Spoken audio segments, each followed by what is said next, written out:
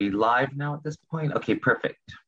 So good evening and welcome everybody who is joining us online um, to General Council of June 28th. I'm going to call the meeting to order, and first on our agenda is identifying any media on the line. I see Bree from the Turtle Island News is present.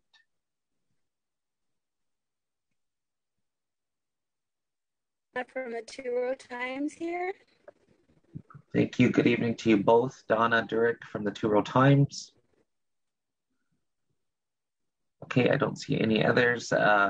Again, I'll go next to any changes, additions, or deletions to the agenda. I do have one new business item, which is I'll be reading and informing community on a letter of resignation. Is there anything further? Okay, seeing or hearing none, I'll look to mover and seconder to adopt this evening's General Council agenda with the one new business item. Moved by Nathan, seconder. Second by Sherry Lynn. All in favor? Any opposed? Seeing or hearing none, motion is carried. So we do have one delegation under this portion of our agenda, which Heather Watts, our education manager at the Lifelong Learning Task Force, as well as the Ongahoe Advisory Group, which is a subgroup of the Lifelong Learning, which they will be presenting on the state of our languages. So with that being said, I want to welcome everybody and the guests joining Heather this evening, and I'll pass the floor right over to yourself, Heather. Maybe we'll do a little quick round as you see fit for introductions. So good evening and welcome. Great. Nyawa Chief and Sago community, as well as council. Want to give a big Nyawa Goa and thank you for the opportunity to be here this evening to present. And I know it says my name on the agenda, but I'm actually just going to be the slide turner for this evening. And we will have Rick Montour as well as Mackenzie Sandy being our lead presenters, sharing with you the state of our languages. It is part of our presentation that we will have Rick introduce the members or the participants of the Ongahoe Advisory Group who are on the call here today. And so with that, I'm going to start the slide sharing and turn it over to you, Rick, to get us started. Hi, Sego Sewagoigo. Hope everyone is well. Thanks, Heather, for being the page turner here. Appreciate it. It's good to see everyone kind of virtually. I'm going to turn my camera off in a second because I'm having a bad internet day here. So hopefully that'll help things a little bit. But yeah, as Heather said, we're part of the Ongahoe Advisory Group, members present, and we're part of the Lifelong Learning Task Force. And we've been spending the last several months talking about mostly language issues. And I'm sure many of you folks on council have heard over the years and are fully aware of the state of our languages, which isn't great, but I think we must choose to look at it half full. And given where we are geographically here in Canada, the most populated region of Canada, we're not doing too badly, all things considered. Lots of room for improvement, and that's what we're here today. Some of you may know it's the International Decade of Indigenous Languages. This year running to 2033, I believe. So it's pretty important that we have this conversation today. And we just want you to sort of think about a few things as we're moving along. And I've lost my portion of the slide deck here. Yeah, so just a general overview of the state of our languages. And Mackenzie will talk more about that in a few minutes. But I just want to call your attention, I guess, this council to what the elected council can do to help support our languages and our language learners. As you know, we have immersion schools, we have adult immersion programs, we have lots of activity around our languages, a lot of people very committed, very passionate about this issue. And I think it would be nice if we could just find a little bit of support, monetary support, ongoing discussions, promotion of these things to really take pride in our community and our language and cultural legacy here. to celebrate the fact that, as endangered as our languages are, we are proud of our knowledge contained in them and the fact that we retained what we have and all of the immersion programs underway. And, we're still here as Haudenosaunee and Gwich'in people, and we are rich in history, and a lot of that has come through our oratory skills and maintaining these things. The responsibility, the deep responsibility that we feel as a community to keep these things alive. So can you have the next slide, please, Heather? And yeah, that's a bit of what I'm talking about. If we lose our languages, there goes our identity. And I've heard this said in many different ways over the years growing up here. A lot of old folks, Jake Thomas, who many people know, Arnie General, a lot of people that I've heard speak publicly and privately, always concerned about the state of our languages and the need to hang on to them and the work that it will take to kind of rebuild these things. For those of you who know, I work at McMaster University in the Indigenous Studies program, and we were largely led by Chief Harvey Longboat and Chief Arnie General in our initiatives around these things. In fact, that was one of their primary.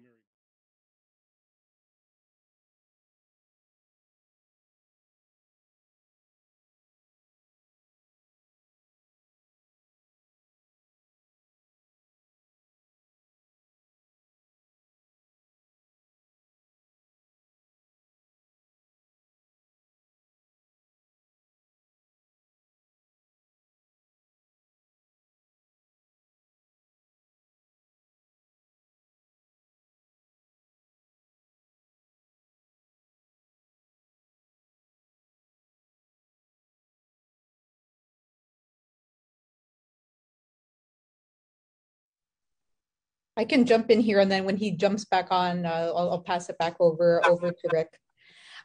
So what we're talking about here in this section specifically about if we lose our language, we lose our identity, right?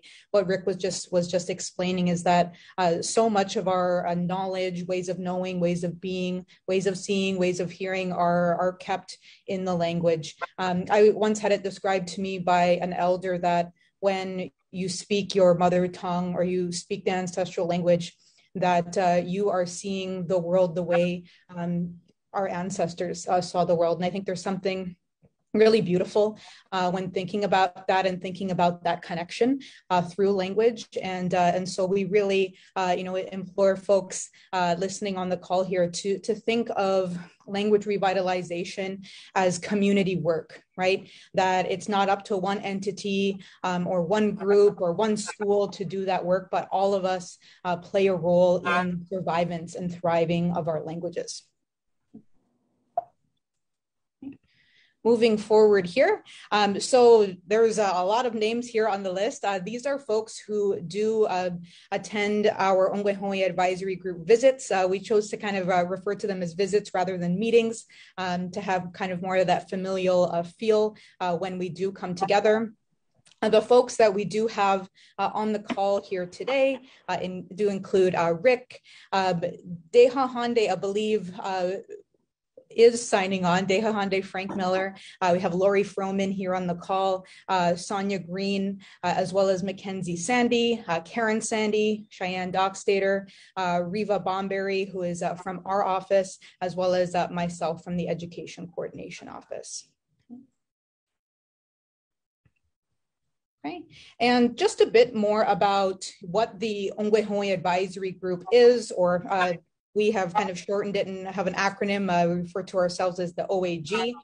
So the OAG started up actually partway through the pandemic in about March of 2021, with the purpose in mind to work in collaboration with the Lifelong Learning Task Force, as well as our office, the Education Coordination Office, to really think about the recommendations that will be put forward by the Lifelong Learning Task Force through the lens of language, as well as culture or ways of knowing and ways of being.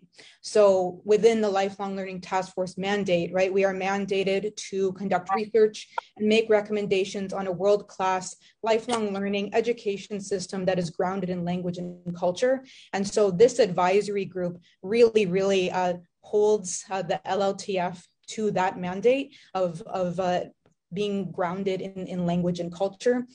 We've had a variety of visitors who have come to the OAG to present.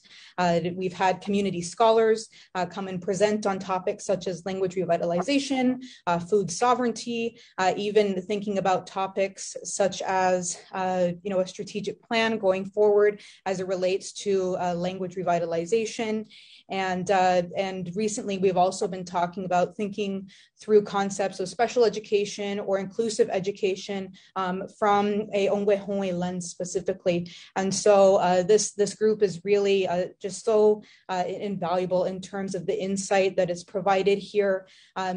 As you see from what I kind of shared on the last slide, we have folks from a number of different areas of work within the community, all very, very passionate about that intersection of education, lifelong learning, language, and culture. And so really grateful for all those folks who remain engaged with the OAG. I'm just checking here to see if Rick was able to jump back on. Yeah, I'm back, Heather. Okay, good. I'm going to turn it back over to you then. You were doing such a great job. I don't know. Yeah, so I apologize for that, folks. I forgot to turn my camera off like I said I was going to, but I caught the last little bit. So I think we're caught up, and I think it's time to turn it over to Mackenzie. But I just wanted to sort of plant those two questions in your mind.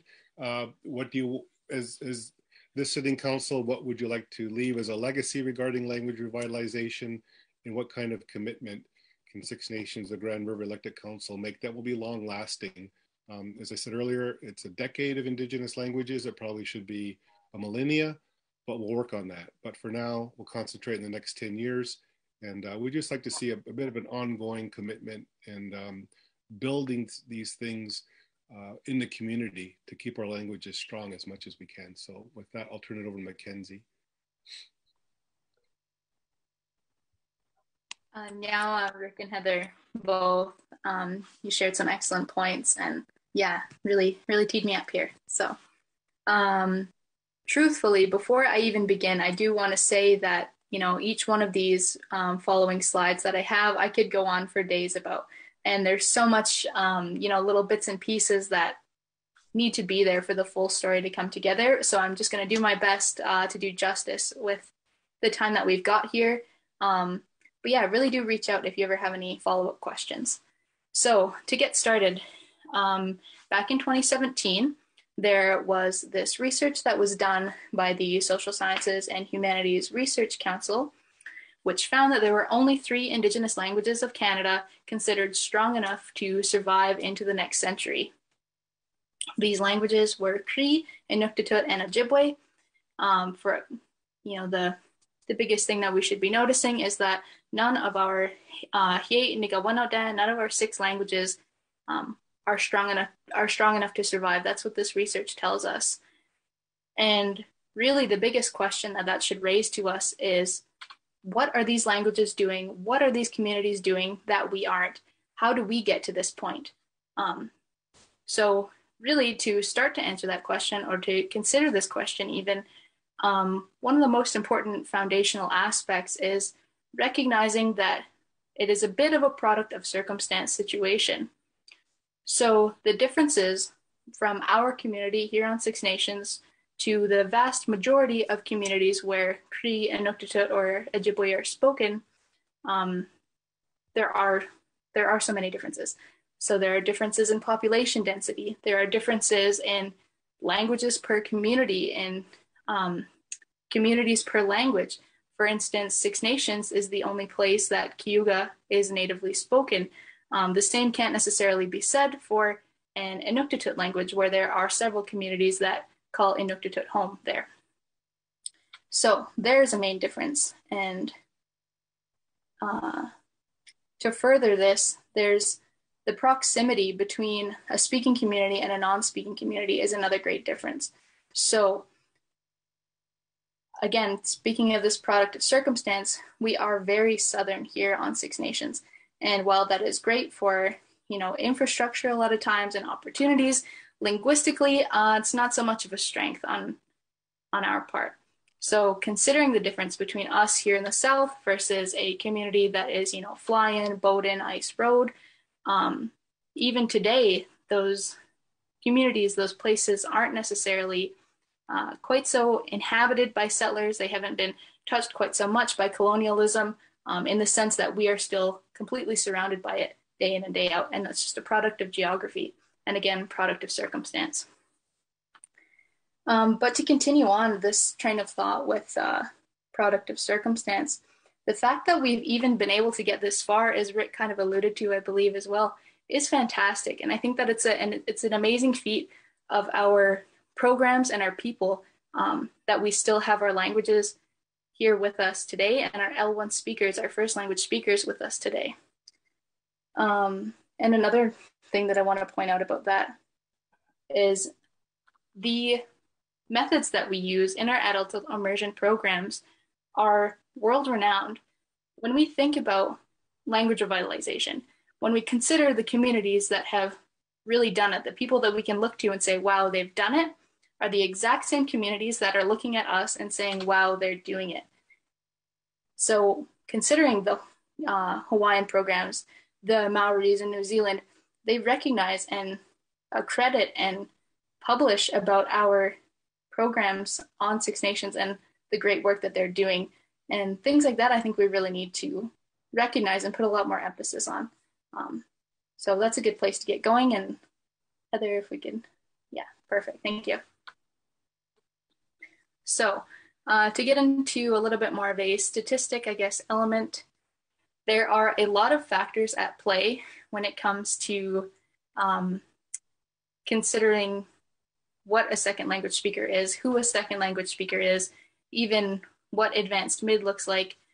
There are a lot of things happening here. So to give the best brief overview rundown, first language speaker, also known as an L1, this is somebody who was raised in their language, surrounded by it through their formative years, had to learn how to have their basic human needs met in that language. So for me, that's English. That's how I learned how to get my basic needs met. For my grandpa, it was Cayuga, and so on.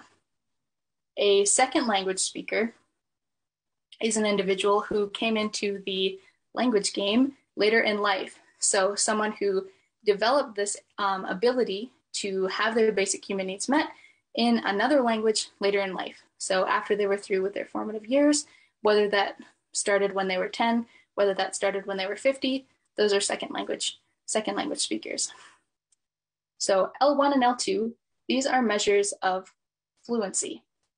And another good example of this is, so if you consider your 10-year-old niece, for example, is definitely fluent in English, let's say, though they might not speak with the same eloquency as someone with their PhD would. And that's exactly the difference that we're looking at between a first language speaker or a second language speaker and an advanced mid speaker. So this advanced mid term is a measure of proficiency that's different than fluency.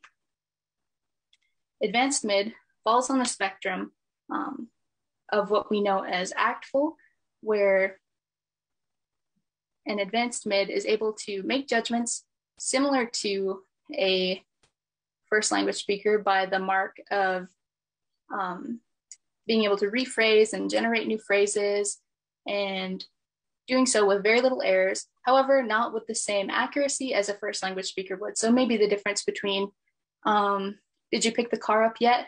And, did you pick the car up yet? And have you picked the car up yet? Things like that. A first language speaker might have a preference for something small like that. It might make a very big difference depending on what language you're looking at. All these sorts of things are what an advanced mid can do. Note as well, this isn't the ceiling, but for a general idea, an advanced mid speaker is somebody who has been in the language for about 3,600 hours of adult immersion, or 100% contact time. That's a huge feat. And yeah, so to turn to the numbers here, our first language speaker count, those are currently being updated, as are the rest of these numbers. But we can see here, Mohawk has no first language speakers on our territory. Onondaga has 7, and Cayuga has 30. These are all ends of the spectrum right here. However, if we don't start generating new speakers, it's really unfortunate that the L1 speakers that we are very grateful to have just simply don't have the people to converse with. And that's a gap that we need to be filling. On the other hand, second language learners, as I mentioned, there's a lot of gray area here with trying to define who a second language speaker really is. Is a second language speaker an individual who can count to 10, who can name off the colors? Linguistically, you're thinking about things that are like people who have the proficiency to raise a child in their language, or the fluency to raise their child in the language rather. And yeah, with numbers like 72, 74, those really aren't enough to regenerate the speaking community, to revitalize the languages to the scale that we're looking at.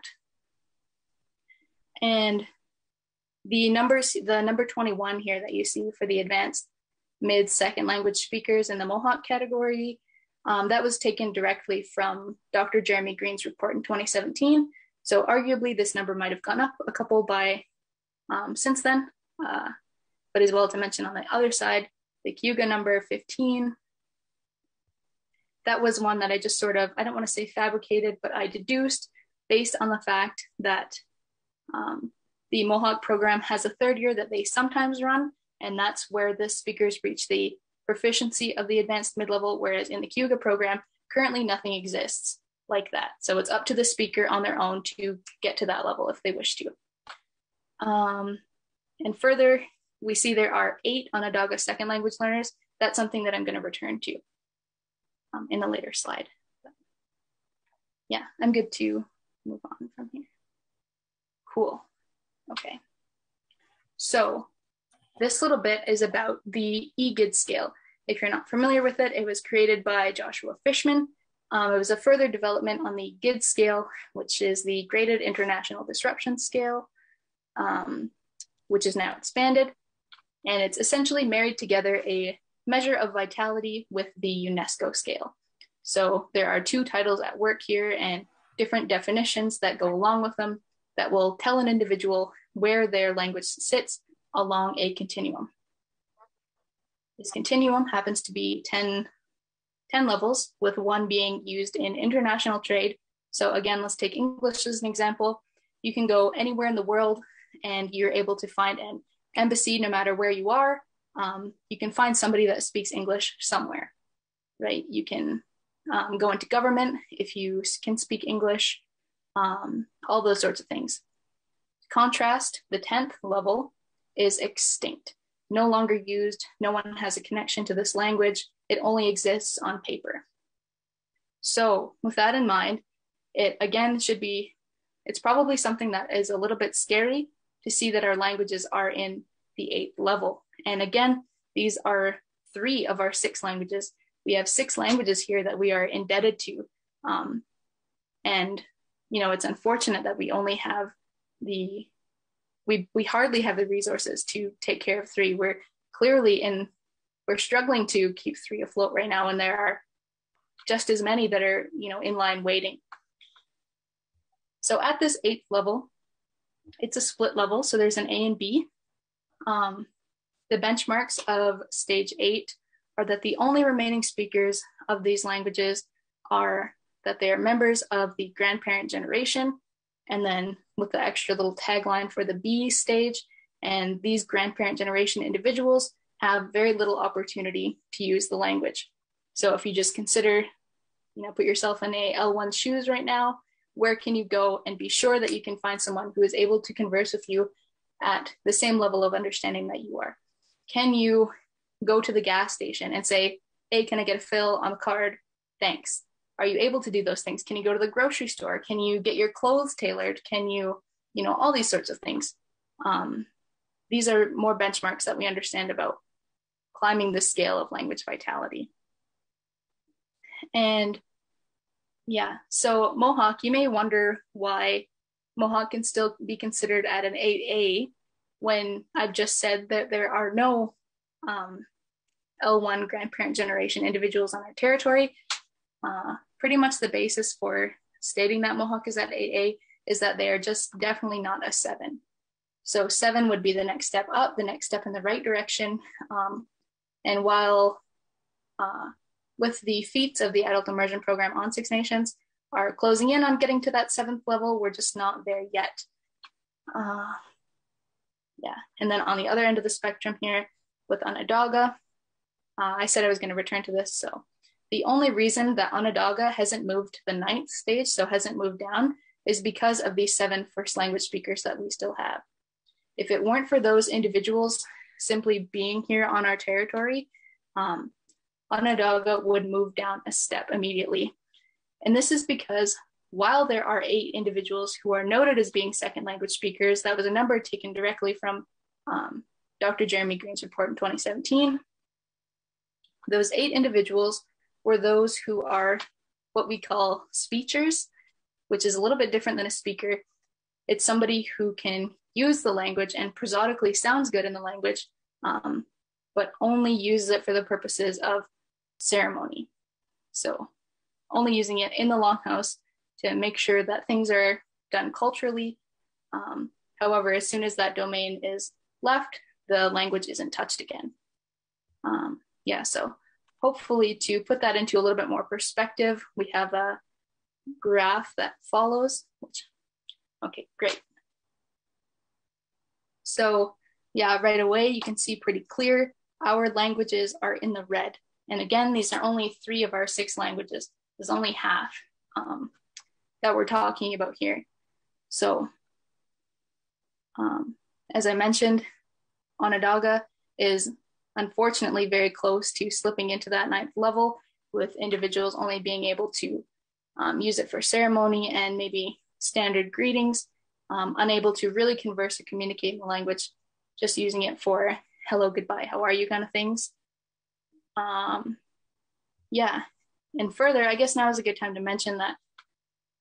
So as I had said in the beginning, it's always a positive when the language is used in many communities around an area. So around Canada, for example, Mohawk has that opportunity. There are Mohawk speaking communities, into Quebec, across Ontario. In Ganawage, they actually assess their language vitality as being a stage 7. And there are families there who have never broken the intergenerational language transmission chain. That's what we're trying to recreate here with all of these language programs. So I guess that's to say this work can be done, and we're being shown that it can be done. And with the accolades from the Maori and the Hawaiians, we should really be appreciative that we know that we're on the right track, and we're being shown that we are, and our languages are coming back. So yeah, all that's to say there's still more work that does need to be done. And yeah, this is great. So here is a quick look at some of the revitalization efforts. These are more than just projects. These are not just boxes to be checked by these organizations. These are places where individuals feel that real need and that want that Heather and Rick were speaking about early on, where, yeah, this is work that we feel indebted to. Who are we without our languages? What are we without our languages? So places like Ongowana Genjokwa, Dwedeweyasa Gaikono at Gawanio at the Language Commission, and our allied organizations, places like the Grand Erie District School Board. These are organizations where hopefully our languages can feel safe and our languages will be, comfortable and help to be revitalized. We can extend to these speaking domains. Yeah, and as well, the longhouses. So the longhouses are always a comfortable domain for our languages. And we're fortunate at Six Nations that all of our languages use their language in their longhouse, which isn't something that can be said in other territories. Our longhouses don't use English to put through ceremonies, and that's not something that's shared across territories. So that's another positive for us and another reason that we can know that we're on the right track.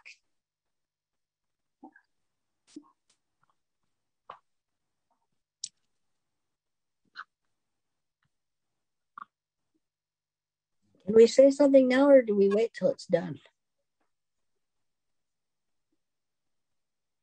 We're just about done. This is Rick's slide, or there we go. Rick, are you okay? Yeah, Oh, I think I'm okay. You're good. Okay. Yeah, for now. But we're almost wrapped up, Helen. But we'd love to hear your thoughts in a couple of minutes here. Yeah, just I guess a few. Yeah, I know you folks are busy and beyond busy. We understand that. So what we're asking is just to think about what Council can do to prioritize language revitalization. Here's three things that we thought of to get us started. We'd like to see an ongoing commitment to continue this conversation on a monthly basis. Perhaps it could be OAG that would be presenting and updating and sharing ideas with Council. Could be other groups, because as Mackenzie said, there are several. If there's the possibility of hosting a Haudenosaunee language speakers conference, would be great on the territory. We have some nice public buildings, because Haudenosaunee languages, Iroquois languages, are their own distinct linguistic family. And that's pretty important and pretty amazing.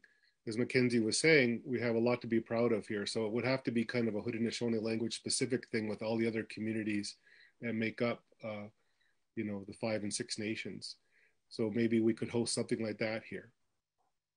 And also, I think, and maybe this is the more important thing, is to think about creating a language and culture policy within the elected council departments, prioritizing language and culture within all the employees, and also just an ongoing commitment, financial or something that this council could put into the books so that future councils, would have that to follow and abide by.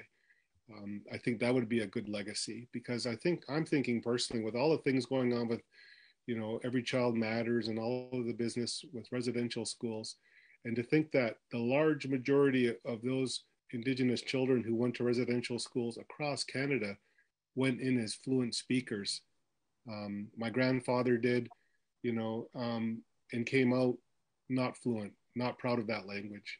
I think what we could do to honor them, all of those kids, missing and otherwise, is to build our communities and really, really try our best to bring our languages back to life. And that's what I think that, our little group, the OEG, would like for this council to consider. So I'll just, if Heather, if you could put the slide up, the opening questions, and just council can think about that. And I know Helen wanted to say something. So, but anyway, Nyawa, for your time.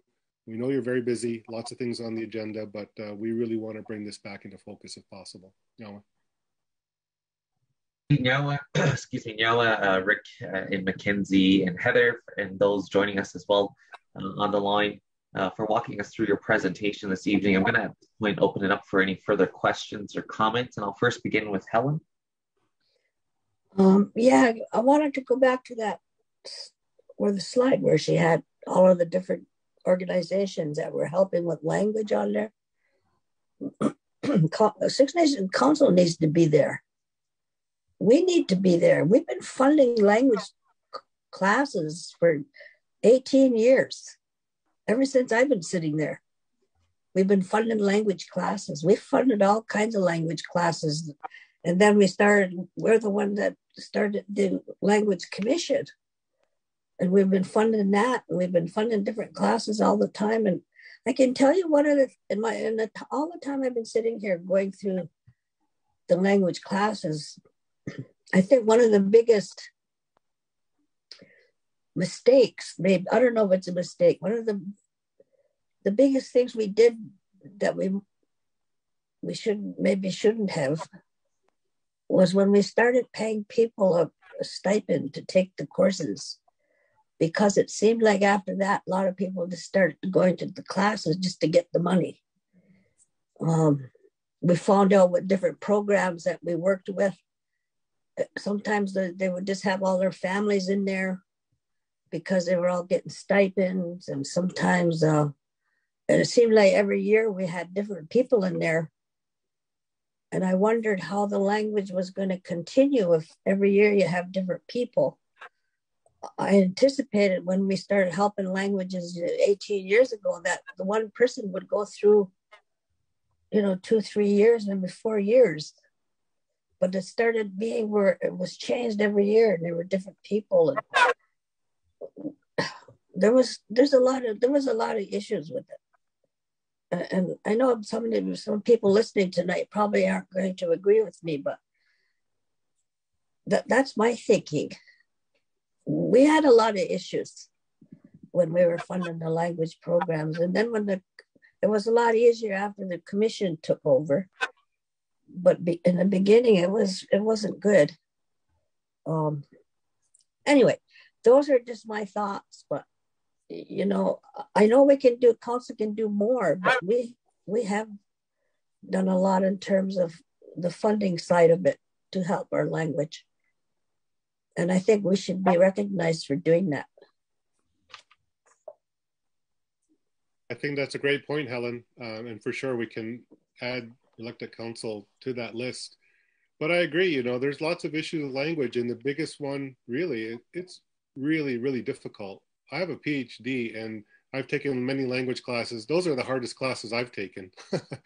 And it takes a lot of commitment, and some people have a talent for it, and some don't. That's just the way it is. Maybe we could be more strategic in supporting speakers. Those who have a talent for it, we really get behind them on every level. Council could financially, and others could too, because certain people have a skill. It's like lacrosse or ironworking or any skill or trade. Some people just have a knack for it. Maybe we could, be more strategic in thinking about how to support those teachers and those learners. The things that I always thought would work is have people go to the language programs, and then maybe in a couple of years, we could have a language university and have people graduate from the community programs into the Yang University program, and everybody in this university would be speaking the language. I always thought of something like that. I don't know if it would work. It would work, but that's how I looked on it. It seems like we have to get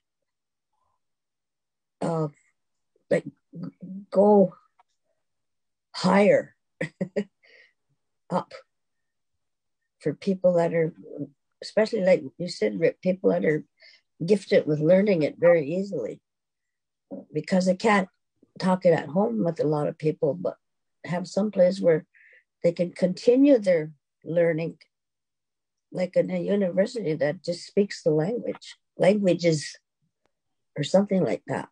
I'm thinking, I don't know, just throwing it out there.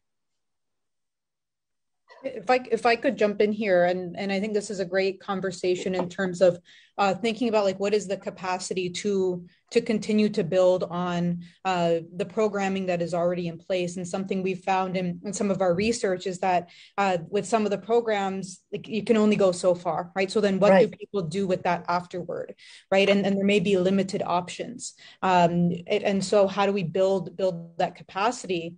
And speaking to specifically the idea of stipend, something we've learned, sitting in circle and listening to folks who have gone through programs, is that there's some really tough decisions that language learners need to make in terms of what's going to happen. Are you going to leave a $50,000-$60,000 job, right, to go and learn the language for 1, 2, 3 years for a stipend when you've got maybe 2-3 kids at home, right? And you've got a spouse, and maybe you're taking care of some other folks, right? And there's a determination and a call that people have to make, because we actually know that the stipend, is not enough, right, to support folks. So there's this whole other aspect which we didn't touch on.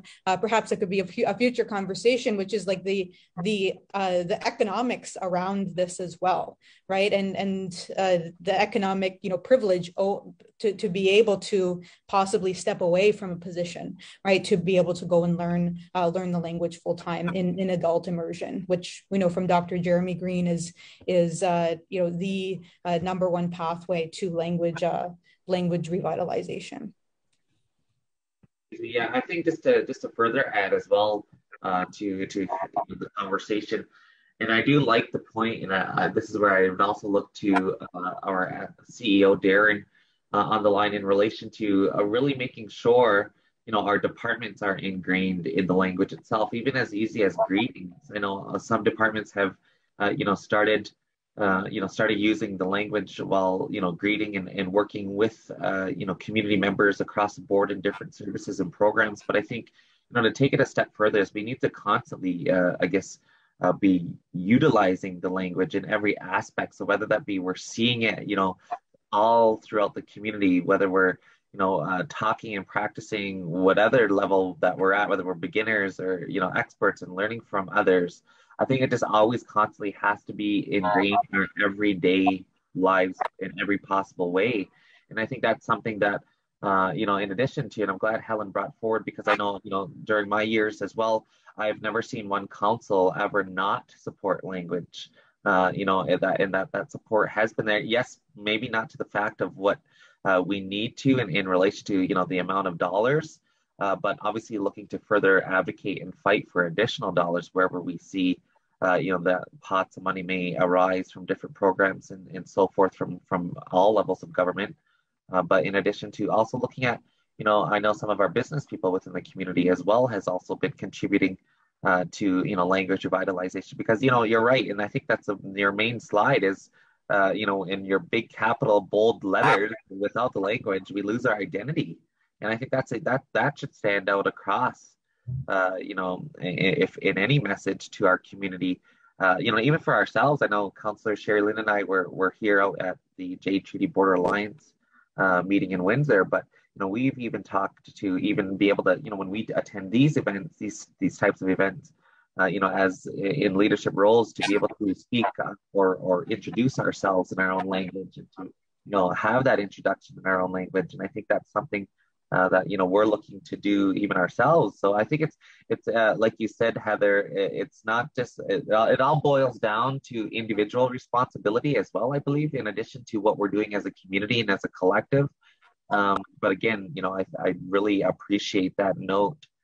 In addition to obviously, some sort of policy or additional funding, but the policy that we can start with, at least with our across the board in all of our departments. So I just wanted to maybe, and I hate to put Darren on the spot, but would want to see, some of his, thoughts and feedback and input on that piece, and how we can, because these are really tangible objectives that can be turned around quite quickly, to start to, again, drive in making sure that we're doing everything that we can possible to revitalize languages across the board. So I'm just not sure, Darren, what are your thoughts? Sorry to put you on the spot, but no, it's okay. No. How can we integrate that further across the board administratively? Yeah, I think it's something that I agree. It needs to be more of a consistent thing. I think it's about consistency, and actually making it a requirement. And some of the things we're doing, and it's not specific to language, but we're doing this guided imagery as introductions for our SAT meetings, and it takes us through different seasons of the year, and it's like almost like a meditation, but it's going back in time to when we lived prior to contact. So that's been really impactful in terms of starting our meetings, as well as Ganohonyo. I think that's another key. I made that personal comment. I know my mother has done that, but to actually learn to speak Ganohonyo, even a shorter version of it, I think is something we can tangibly do. We've integrated it into our orientation for new employees, so that's something else that we're doing.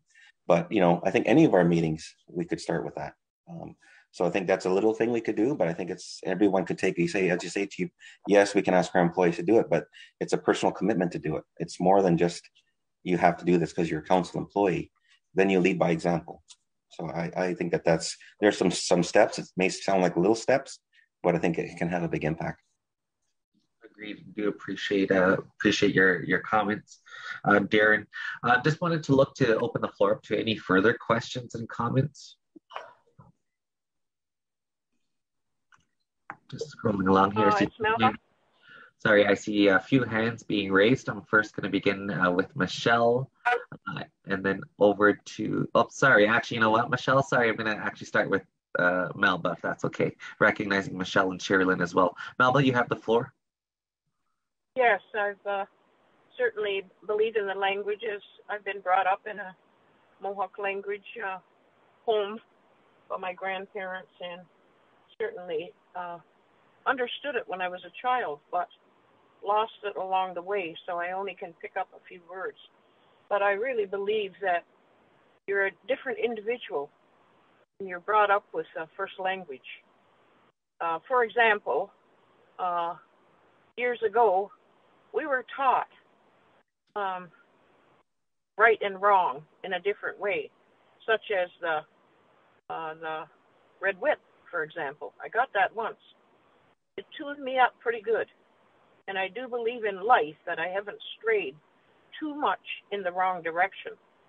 So I think when it comes to, I'll speak about elected council, it's not a good feeling when you attend the Chiefs of Ontario and AFN and other meetings that we are one of the only ones, I believe, when we have a chief or councillors that speak, we cannot speak our language.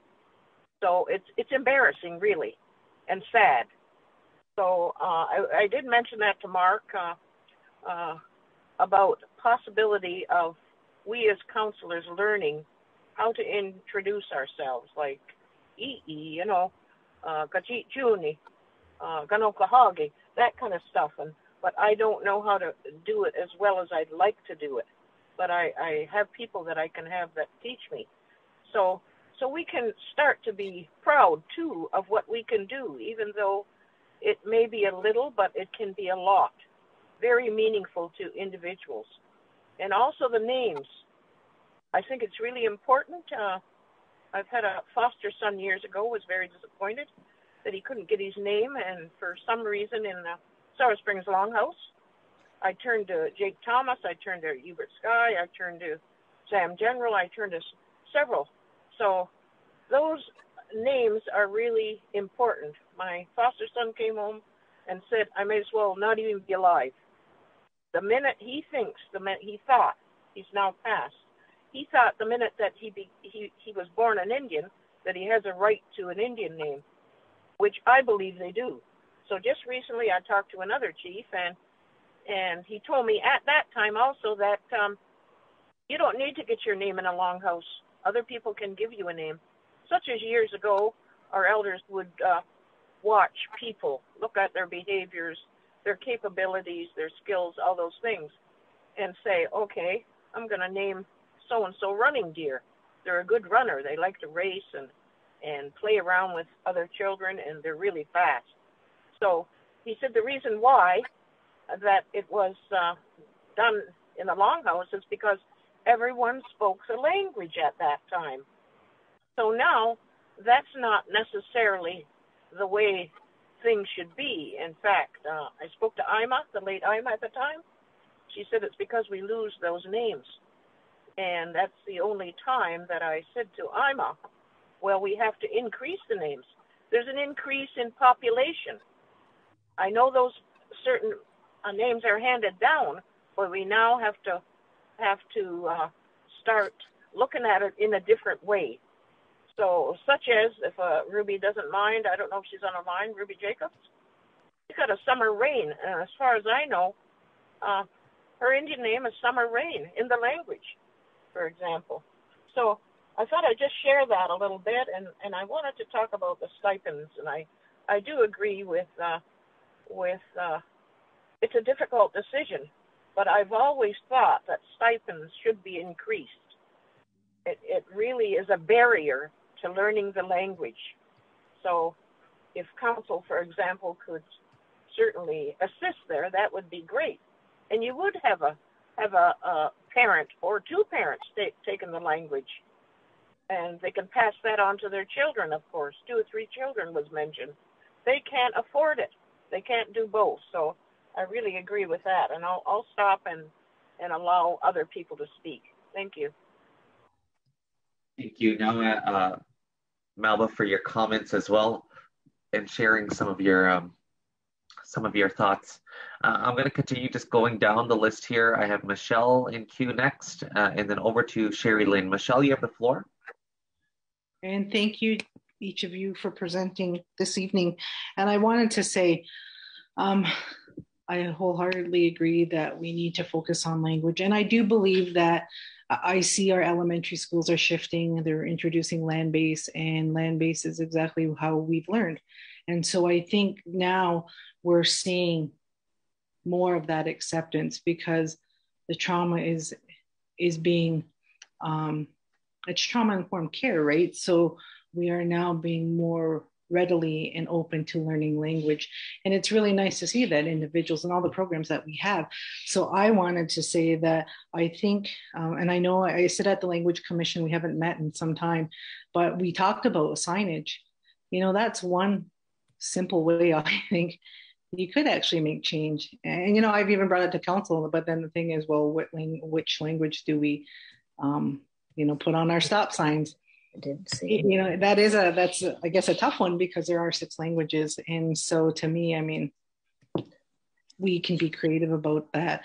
And so I think too, what I wanted to pick up on, I don't know if it was Rick or Heather who indicated that, you know, I've done even conversational classes, and it's hard to keep speaking when you don't have people to speak to. And, you know, I've heard that often. So how do we ensure that there's places for people to continue to speak? And if it's I'm to go somewhere, let me know where I'm supposed to be. So I think, you know, I know Councillor Miller talked about stipends, but maybe it's not like stipends that are needed. Maybe it's a totally different way of looking how to bring back our language. So I really appreciate the presentation.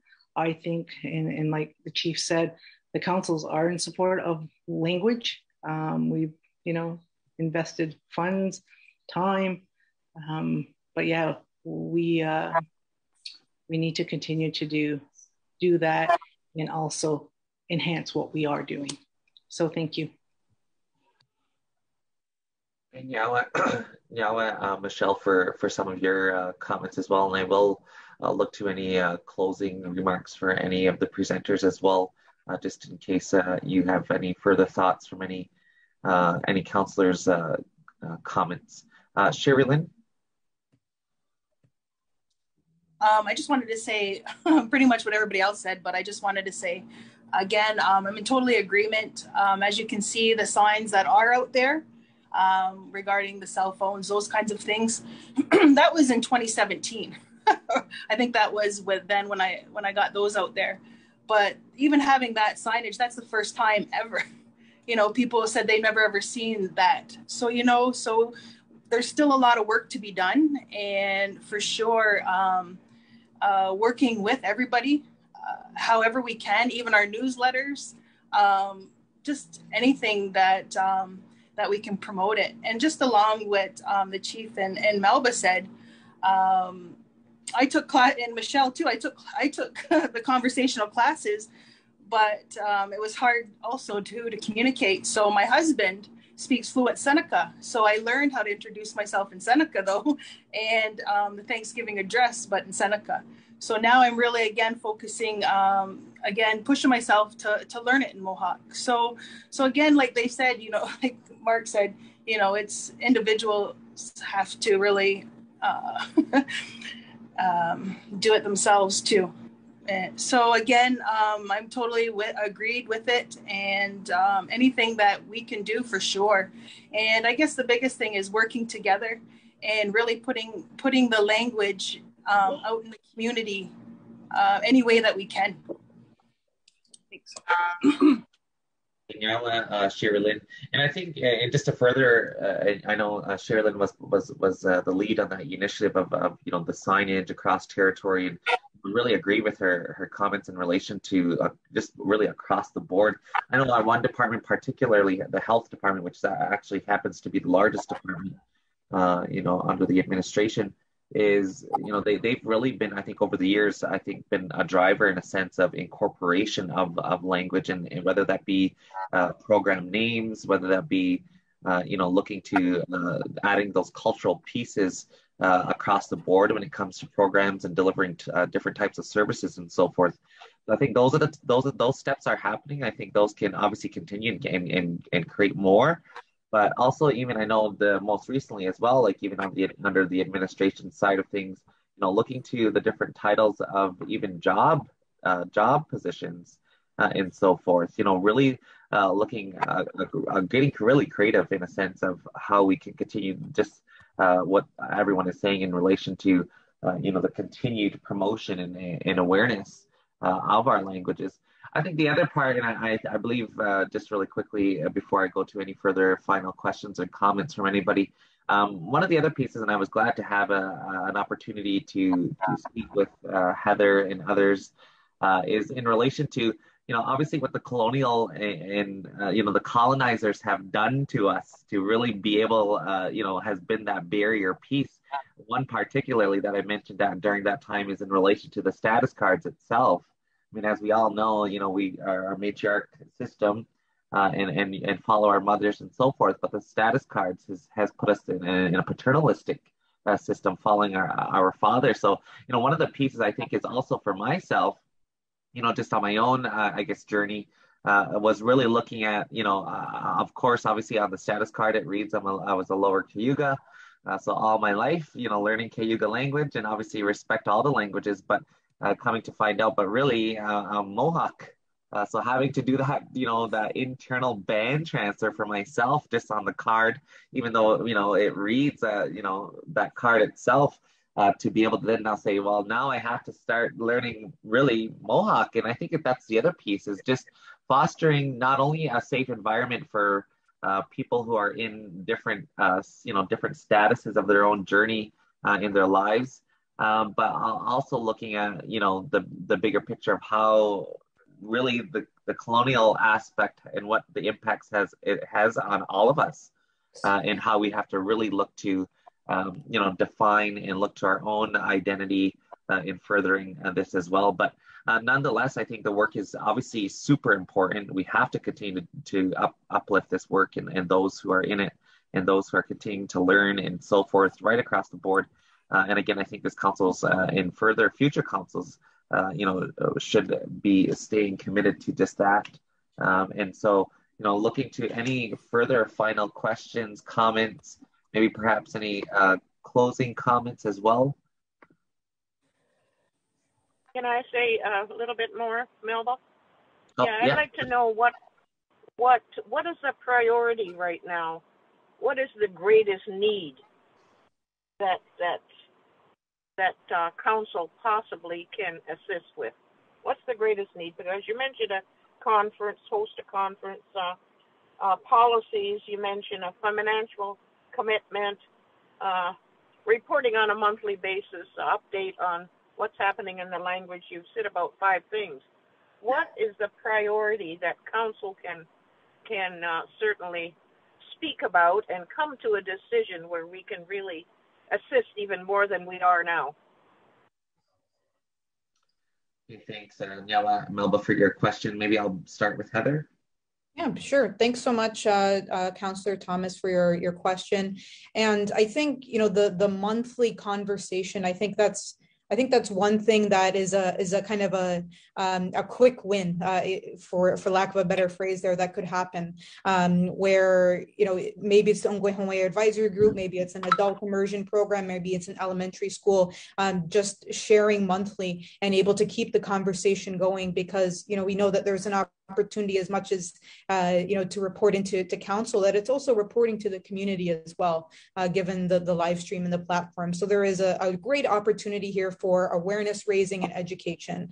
In terms of when we're thinking about monetary support, I think really supporting the good work that is already happening in a lot of those programs and organizations that we did show on that slide, right? One of the biggest things that we've been talking about is there's methods that are being taught and being ingrained here at Six Nations, right, that are world renowned, that other nations are looking at and going, wow, look at what these people are doing. So then what you may ask, well, then what's the issue, right? Why are those numbers so low, right? And it's a capacity issue, right? How do we take those really world renowned, incredible, like move earth-shaking methods and apply them to a large body of people, which we know we have such a dense population here, right? And financial support is going to be a big thing there in terms of really uplifting the good work and efforts that are already happening. I'd love to talk further about, the specific language, policy.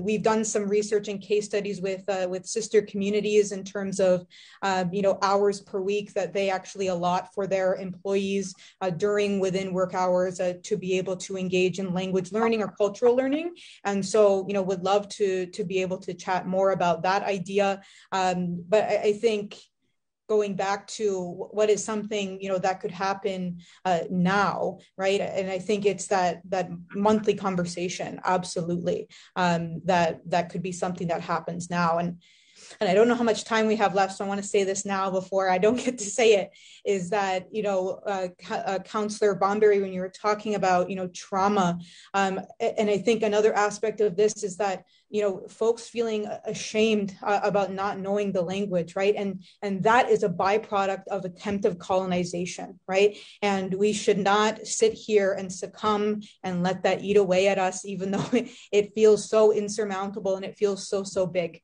right? Because we can fight that.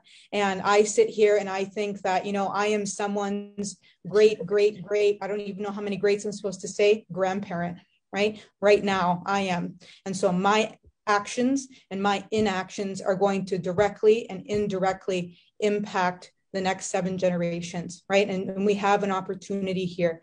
And I just, there's something scary about that, but there's also something that I'm just filled with fire thinking about that responsibility and that opportunity as well. So with that, I'll turn it back over to you, Chief Hill. Heather, for your comments as well, and as well to Melba for her questions and comments. I think again, it's about that priority. I noticed on your one slide in terms of those 3, it wasn't 1, 2, 3, it was 1, 1, 1. They're all of equal importance. It wasn't a typo whatsoever. But that's something that I think we find ourselves struggling with on a daily basis is defining those priorities when they're all number ones, right? And I think that's something where to Melba's point is trying to get down to obviously in addition to furthering the funding capacity and other capacity issues and areas and resources and so forth. We know that's a given, but I think those other pieces that I think that you've laid out in terms of having some sort of a language summit or incorporating the language further across the board to as much as we can, and inclusive to the awareness and promotion on different platforms and so forth. I mean, it's a simultaneously effort that we have to continue, I think, across the board.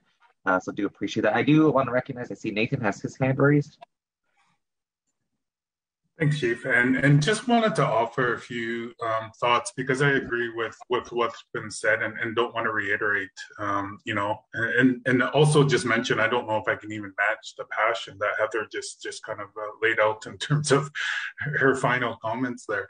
But just wanted to offer a few things. One area that I'm kind of thinking maybe on the council side and for Darren that we could start laying into is doing our own program review of the programs delivered by council, whether they be early years, whether they be at the health, and you mentioned, Chief, the health department's doing an amazing job already, but just a secondary kind of review to see what more some of our council programs could do to assist with the language aspect of things. And I certainly acknowledge that might be a little bit more of a longer term kind of idea going forward, but I think it's important, especially to kind of do that review on early years programming within the community, as we know, very much driven by the province and very much driven by their kind of thoughts of what should go into there, not necessarily ours. So that was one kind of area. The second is, I don't think we should, and I'm not hearing that we are, but lose sight of our advocacy role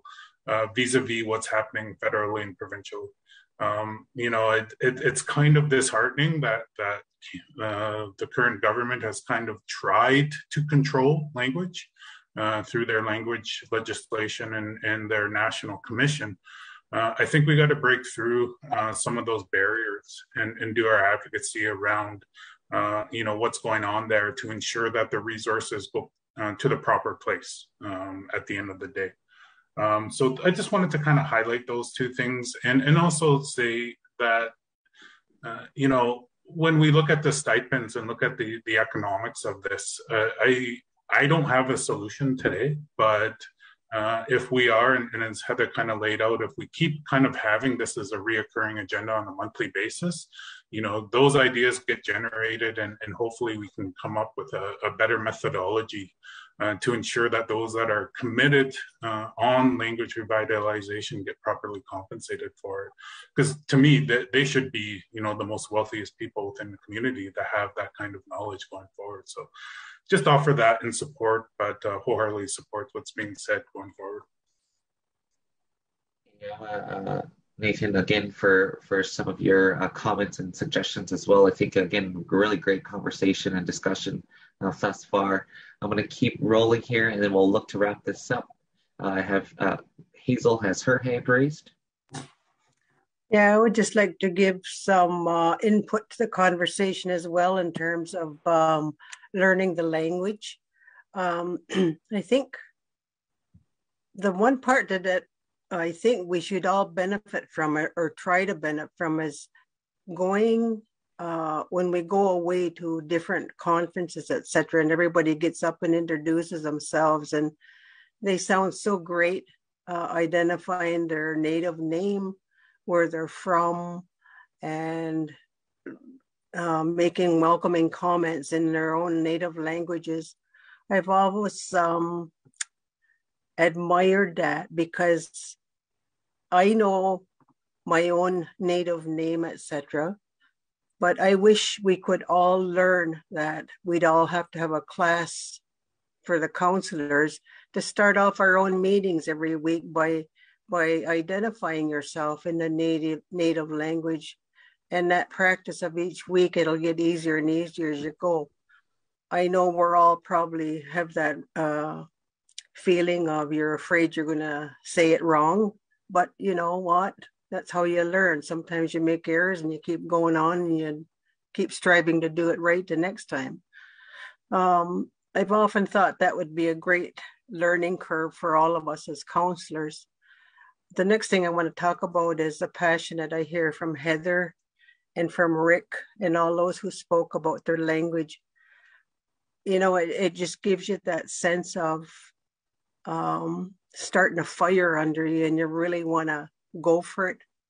And I guess I'm going to have to say thank you to H.E., and she knows who she is. It just sounds really good, and I really like the passionate discussion and the excitement and the tone of the whole endeavor. So I think we need to be with you and we need to introduce ourselves. Oh, there's Mick there too. Hi, Mick. So that's all I have to say, that I would really like to introduce myself the native way. Thank you. Really appreciate your comments now, Hazel, as well. So as you can see, Heather, Rick, Mick, everybody on the line, the leadership supports and wants to continue to support, the importance of what we have to do as a community, moving forward. I don't obviously just we'll have a motion to accept as information, but I want to take it a step further than that. So it's not, so that we could start to really actionize. I mean, it's always great to have, in which we do have these great discussions and great points, but I think it's time that we start to also actionize some of the points that we're discussing and so forth. So, I think one of the wins right away, obviously, we still are looking at multiple ways in terms of financials and how we could further support in that capacity specifically. But I think one of the quick ones that we can move on quite, again, quickly is in relation to our administration departments and starting to incorporate more of the languages across the board, in which you've heard from our CEO on, some of the ways that we can do that and are doing that currently. So I'm wondering also to council, in addition to passing a motion to accept the presentation as information, but also want to incorporate the one priority, which is, working with the departments and staff to start to incorporate more of the language across the board. I think that's something that could be obviously a directive from this table over to the administration side to then trickle down right to the delivery of programs and services and so forth. So with that being said, I will look to include that within the motion itself. And so I wanted to see if there's any appetite for a mover and seconder to start to actionize that quickly. Is there a mover to that effect? I'll move, Melba. Moved by Melba and second by Sherry Lynn. Are there any further questions or comments or any even closing comments? I also want to recognize Mick Mackenzie. I know just seeing, it's all about the young people as well, growing and learning, and you've really grown into a fine young lady, and just wanted to also recognize your presentation skills this evening. Really well done. I just wanted to go, it's been moved and seconded. Just want to look to any further questions or comments.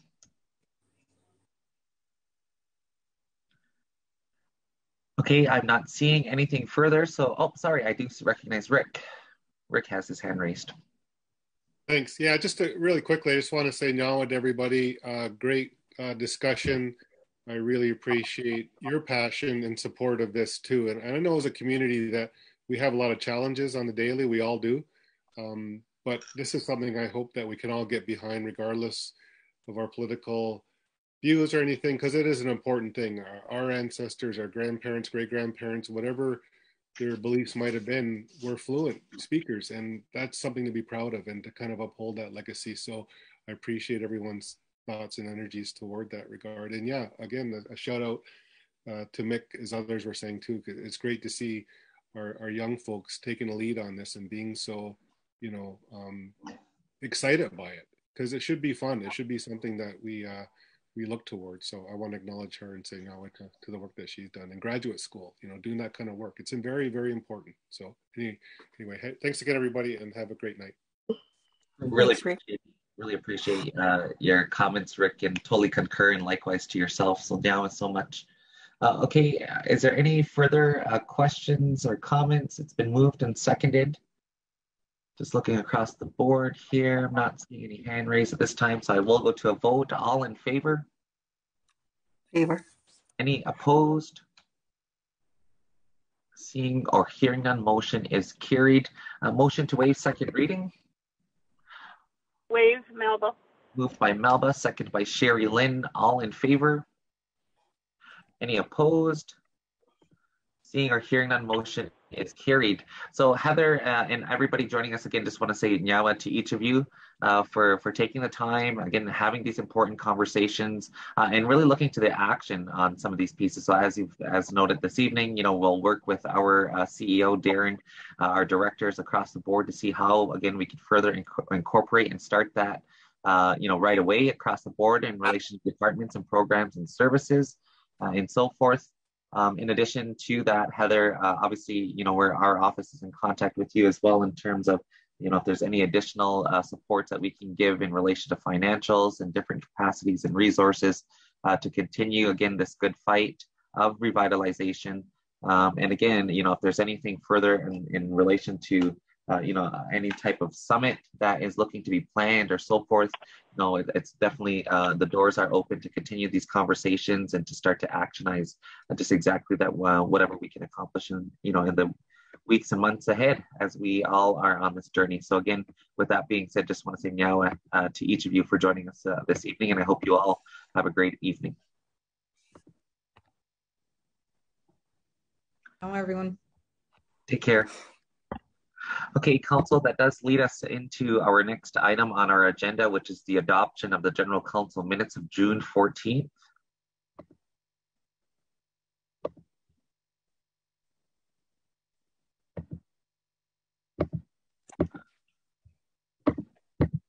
Looking to a mover and seconder for the adoption of the minutes of June 14th. Moved by Michelle, seconded by Sherry Lynn. Are there any questions or comments?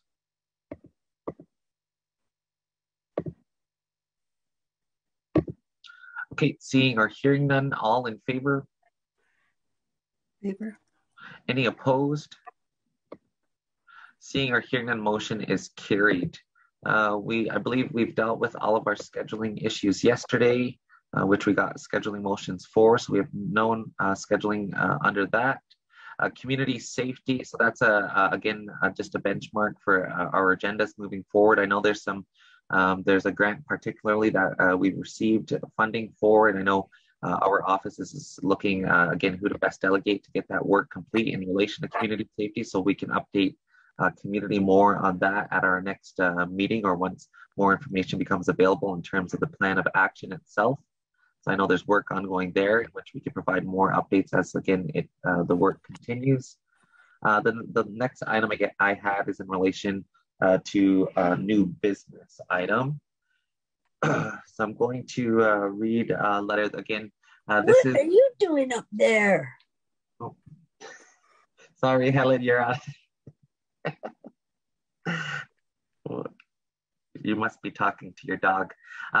Okay, so what I'll do now is move into to new business. So this new business item comes from Councillor Gwendolyn Johnson, who has submitted her resignation. I'm going to read her letter, which is addressed to the community, myself along with all of the councillors.